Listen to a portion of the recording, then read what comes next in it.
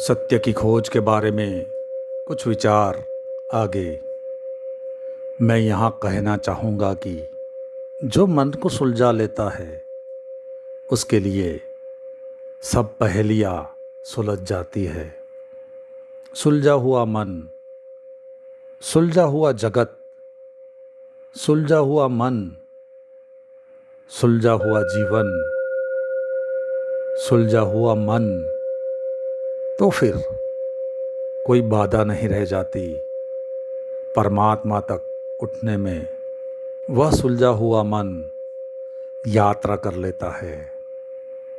उस आदमी की तरह थोड़ी देर हम भी एक कोने में चुप होकर बैठेंगे। ताले के संबंध में हमें बिल्कुल भी सोचना नहीं है और सोचना ही मत। और मत सोचना यह कि गीता क्या कहती है उस ताले को खोलने के बारे में, और उसके बारे में कुरान क्या कहते हैं, उस ताले के बारे में महावीर क्या कहते हैं, उस ताले के बारे में बुद्ध क्या कहते हैं।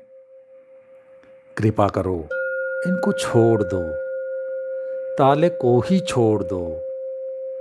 उसके साथ इन सब के दिए उत्तर भी छोड़ दो, क्योंकि जो ताले को खोजता है वह इनके उत्तर भी खोजता है। हमें तो खोजना है उस मन को जो भीतर है।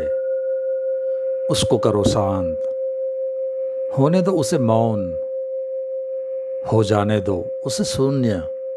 और फिर देखो, फिर आपको दिखाई पड़ेगा कि सिवाय परमात्मा के और कुछ भी नहीं है। अंत में सत्य की खोज के बारे में जो विचार पेश किए, उनसे आपके मन को कोई चोट पहुंची होगी तो मैं क्षमा नहीं मांगूंगा, क्योंकि मैंने जानकर ही वह चोट पहुंचाई है। आपको कोई अनजाने में नहीं, बिल्कुल जानबूझकर। दुख तो इतना ही रह जाता है कि चोट थोड़ी ही पहुंचा पाता हूँ, पूरी नहीं पहुंचा पाता, क्योंकि शब्द बहुत आदमी के कमज़ोर है और तलवार नहीं बन सकते। लेकिन अगर बन जाए और आपके हृदय को टुकड़े टुकड़े कर दे तो शायद आपकी ज़िंदगी में कुछ हो जाए, क्योंकि जड़ता हो गई है घनी, सो गए हैं गहरे। अब तो कोई बहुत क्रूरता से और कठोरता से ना हिलाए तो हिलना भी संभव नहीं है।